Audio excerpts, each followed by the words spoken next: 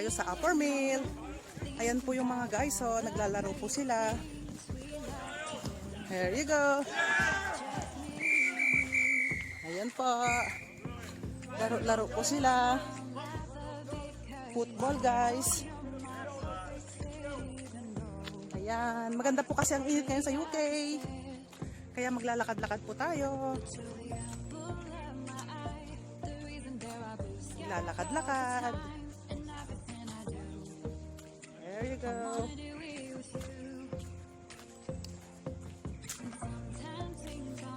Maganda po araw ngayon guys.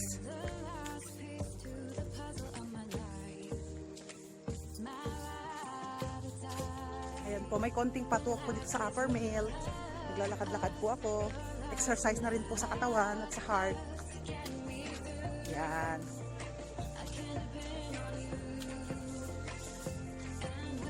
Ito po ang Saddleworth School. Ayan po ang kanilang playground. Pwede po kayong maglaro dyan ng football. Basta po magaling kayo sa football. Yan.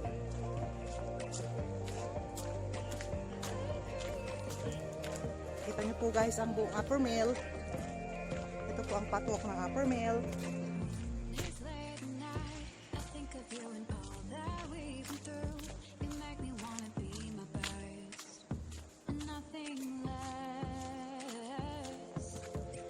Ayan po.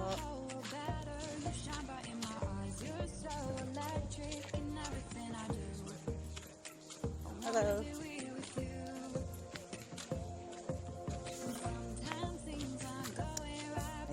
May basketball court din po dyan. Pero usually sa Europe naman po kasi guys, hindi po gaano uso ang basketball. Ang uso po sa Europe is football. Ayan, kaya empty po ngayon ang basketball court nila.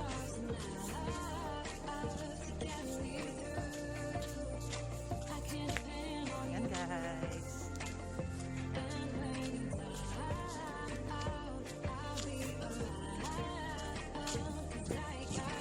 Lakad-lakad lang po tayo. Parkwalk. Magandang exercise po ngayon kasi magandang araw. Magandang maglakad-lakad.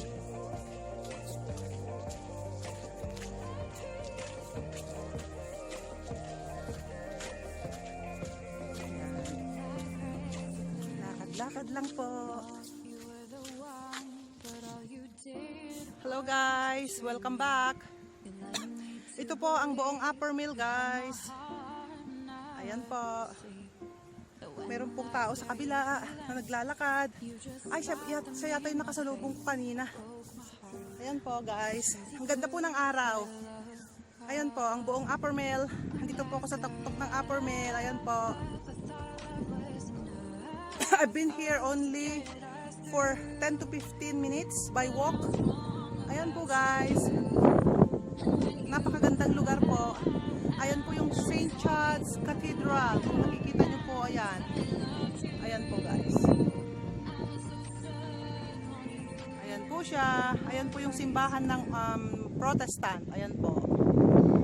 Ayan. Lalakad-lakad po mga tao kasi ang ganda po ng araw guys. Hello guys.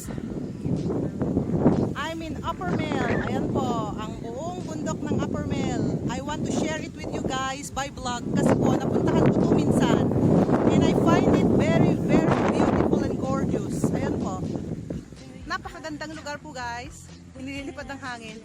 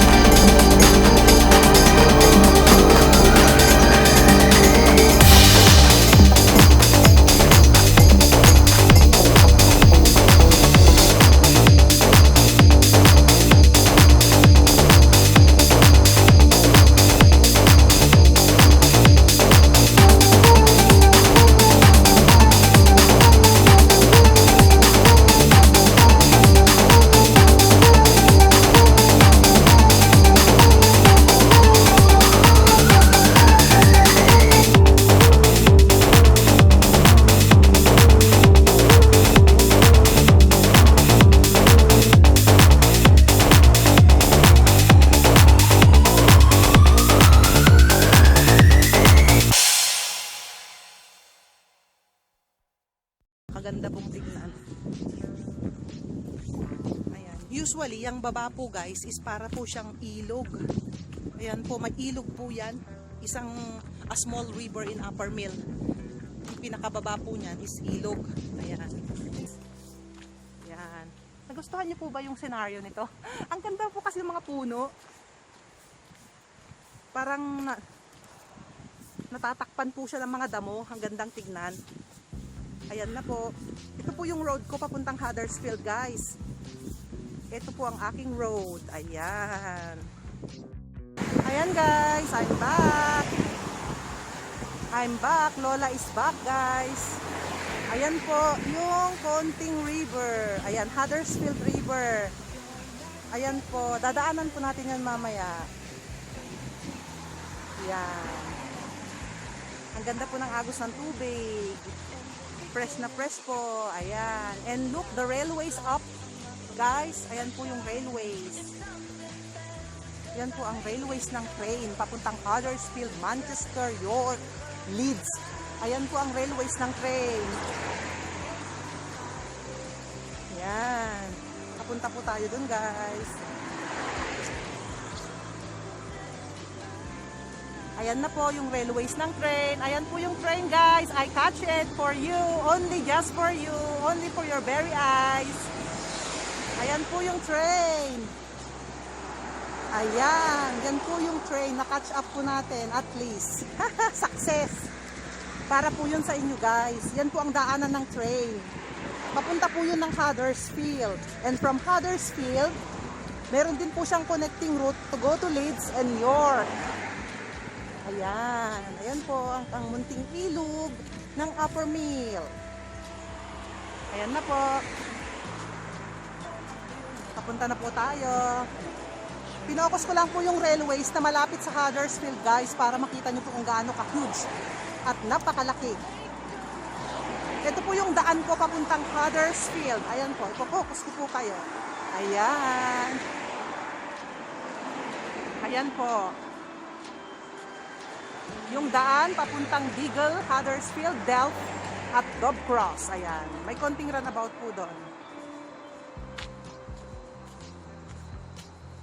There you go guys.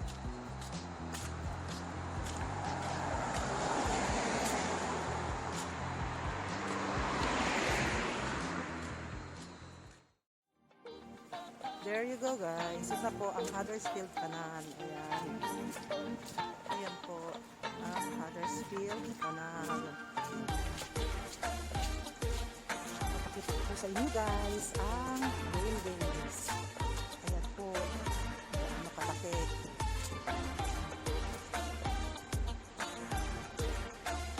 Ayan ang railways guys. Railways going to Huddersfield, Manchester. Ayan po. And beside or down below is the Huddersfield Canal. Ayan po ang Huddersfield Canal. Papakita ko sa inyo mga itik. Yung mga itik na lumalangoy. Papunta na po dito. Ayan. Lumalangoy po sila. Enjoy na enjoy. Ayan. Ito po ang railways yan. Laki po, no? It's really a centennial bridge. Ayan. Siguro po, once upon a time, palasyo po ito. Ginawan lang railways ng train. Ayan.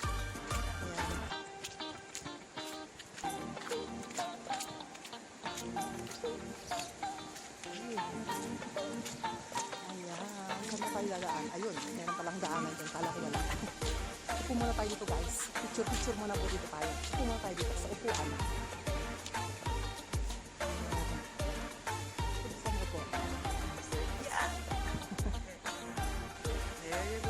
There you go again, the railways. Pinakita ko lang po sa inyo guys kung gaano po siya kalaki. Ayan po, napakalaki. Super laking railways. Massive. Ayan po. Sa tuktok.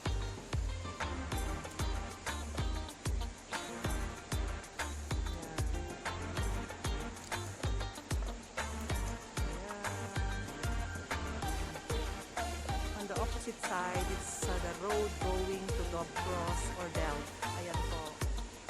Ayan, yung mountains na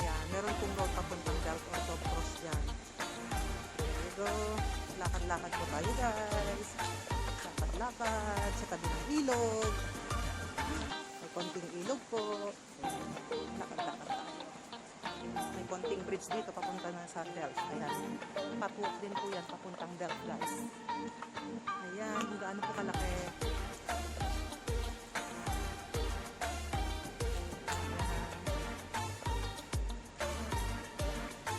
Ayan po ang Huddersfield Canal sa Upper Mill. Lakad-lakad po tayo.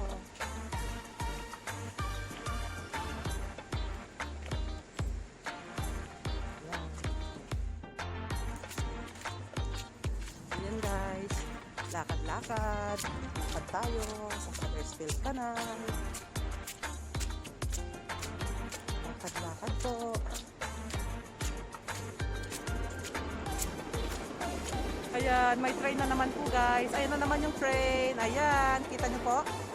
Sa baba lang po yan ng Huddersfield Canal. Ayan, napakaswerte po natin ngayon. It's a lucky day. 2 beses po natin na nakita ang train sa railways. Ayan. We're very lucky today. The last time that I vlogged in Digel, hindi po natin siya nakita. But this time, twice na nakita po natin siya. Yung train po na yon guys, papuntang Manchester po yon. So, yung pinakaunang train ko kanina, yun po ang papuntang Huddersfield. Yan. So, very lucky today.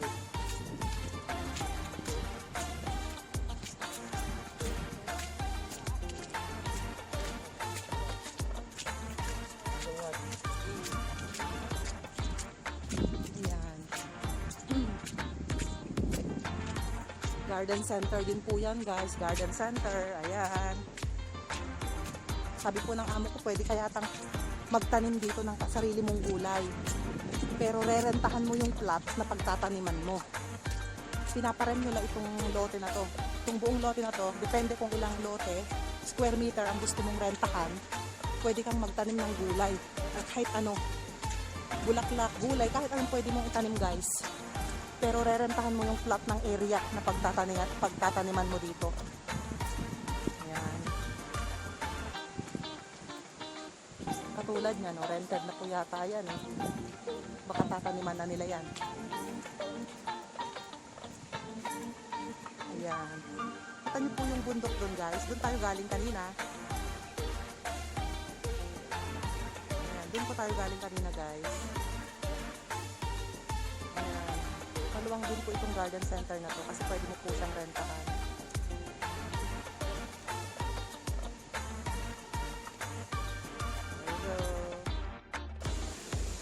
Ayan guys. Yung tubig na yan guys galing sa bundok. Galing yan sa pinakatuktok ng bundok. Ayan. Ayan siya. Ang gandang tignan. Tapos beside the water, pwede po kayong maglakad-lakad. Ayan, marami pong naglalakad ngayon. Ayan, tignan niyo po guys kung gaano kalawang ang Huddersfield Canal. Kung gaano po kahaba. Ayan. Napakahaba po nito. Hanggang Moseley or Staley Bridge. Napakahaba po. Ilang pong village ang kayang sakupin nitong Huddersfield Canal na to. Hanggang Huddersfield daw po sabi ng amo ko eh. Kung kaya mong maglakad hanggang Huddersfield. Ayan, meron po yan. Pero ako po, hindi ko po kakayanin dahil by car, binabiyahe ko po ang Huddersfield from my home, almost 45 minutes, kaya hindi ko po kakayanin maglakad. Lawit na yung dila ko guys, pagdating ko ng trabaho. Ayan.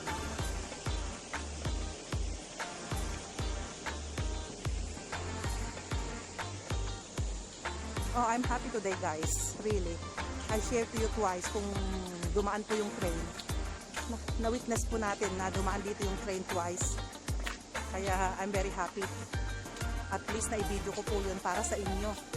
Para makita nyo po na very peaceful at napakaganda ng Upper Mill. Ayan, may mga veterano pong naglalakad. Ayan. Ehersisyo.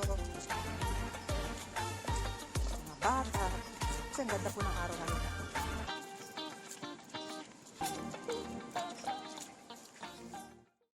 Ang gandang bahay yan guys, oh.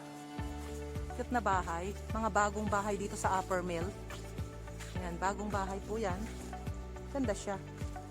Siguro, you're wondering guys, kung bakit po iba yung type ng iba yung type ng bahay nila rito sa UK. Di po ba dyan sa Cyprus? Kasi galing po ako ng Cyprus. I almost live in South Cyprus for almost 15 years. At 4 years, almost close to 5 years naman sa North Cyprus. Nagtataka kayo siguro guys, bakit yung type ng bahay dito sa UK bricks?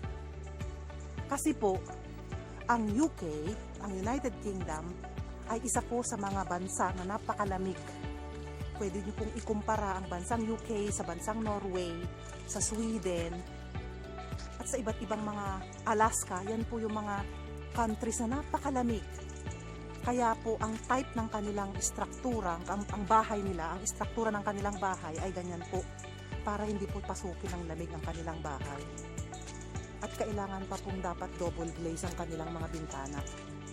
Para hindi po pasukin ng lamig.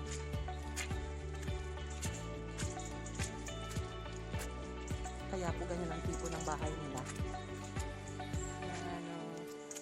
Mga makukulit na pato, ayan.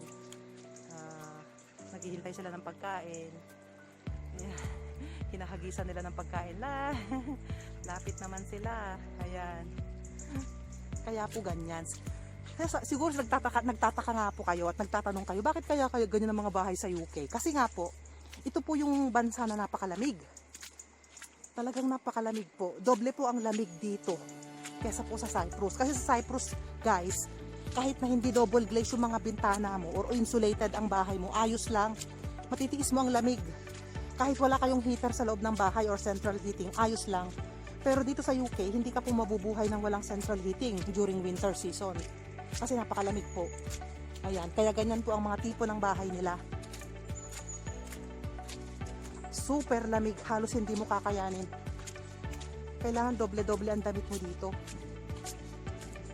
Kaya siguro po kayo guys, nagtataka po kayo siguro, bakit kaya mga British gustong-gusto sa Cyprus? Kaya, bakit kaya ang mga British gustong-gusto na yung mainit na lugar? Kasi nga po, hindi sila pinagpapawisan dito. Manaka-naka po silang pagpawisan. At hindi yun healthy sa katawan ng isang tao. Kaya usually ang mga British nasanay po sila sa mga bakasyon or holiday. Kasi po, gaya ng Greece, gusto na pumunta ng Greece. Kasi sa Greece, may permanenteng summer at may permanenteng winter. Yun po ang maganda doon. Doon po sila pumupunta sa lugar na mainit na lugar para at least nagbababad po sila sa araw. Kasi they believe na kailangan po ng katawan natin ng araw. Ang vitamin D. Para po sa mga buto nila yun. Kasi po pag wala po tayong araw at hindi tayo naarawan, masisira po ang ating buto. Madali po tayong magupo sa sakit. Ang lugar nila, ang kanilang country, puro lamig. Kahit pa sabihin mong summer dito, malamig pa rin. Hindi ka pa rin pwedeng mag-sleeveless. Kaya nakaka-frustrate. Kaya usually, all the Brits are having holidays during summer. Ayan po.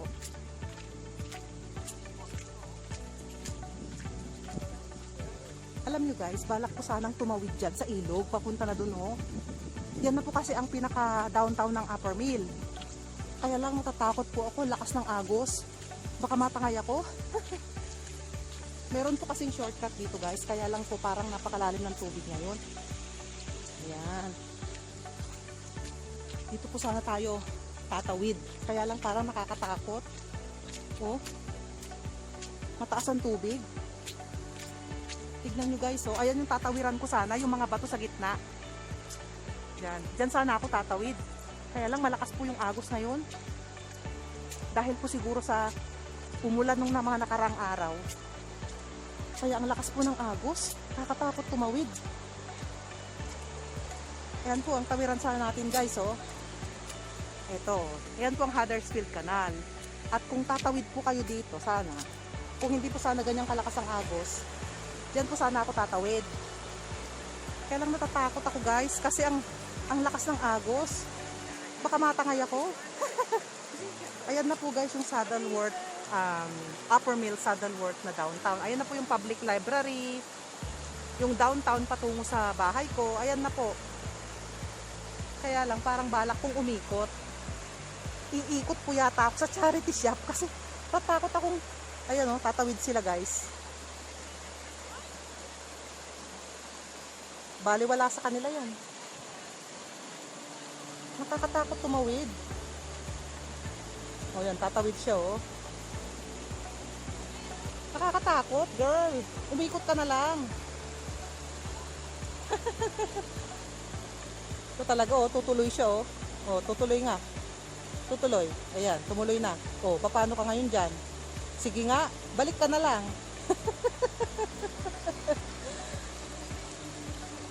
Wala kang tutungtungan diyan, girl. Nakakatakot.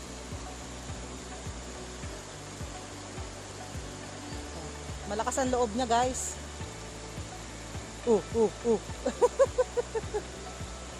Naku po. Bata pa kasi. Ayan.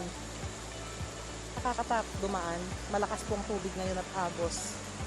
Kaya it's better na kahit po medyo kalayuan ng konti, ikutin na lang natin guys. Ayan, bumalik sila. Hindi nila nakayanan. Malakas yung agos. Baka bigla kang matakay dyan. Hindi ka pa naman naka-jacket ka pat lahat. Baka naman mabasa ka pang umuwi. Kaya mas maganda pong umikot na lang tayo guys. Ayan, panoorin na lang natin yung mga patong naglalanguyan. Total di naman tayo maboboring kasi may mga pato naman dyan sa kaliwa natin. Sa kanan pala. Sa kanang banda natin. Ayan, naglalanguyan sila. Ikot lang tayo dyan. Malapit lang naman guys eh. Nakikita nyo pinakadulo doon. Hanggang doon lang tayo. Why not? Ikot na lang tayo. Just to be safe. Just to be on the safe side, iikot na lang po tayo guys. Ayan, ang lakas po kasi ng alon. Ayan.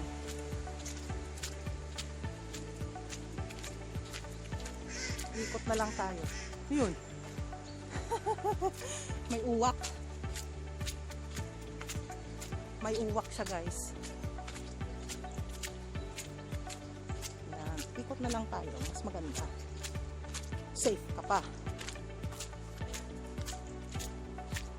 Pero usually during summer guys, yung daan na yon, hindi siya gaanong maagos at saka napakababaw ng tubig. Kaya hindi ka takot tumawid. Pero yung ganitong medyo pa winter at medyo pa ulan-ulan ng palagi, naku Diyos ko po, mahirap na. Ikot ka na lang. Yan, wala namang mawawala sa'yo. Umikot ka na lang. Kita nyo guys yan kung gaano kaluwang yan.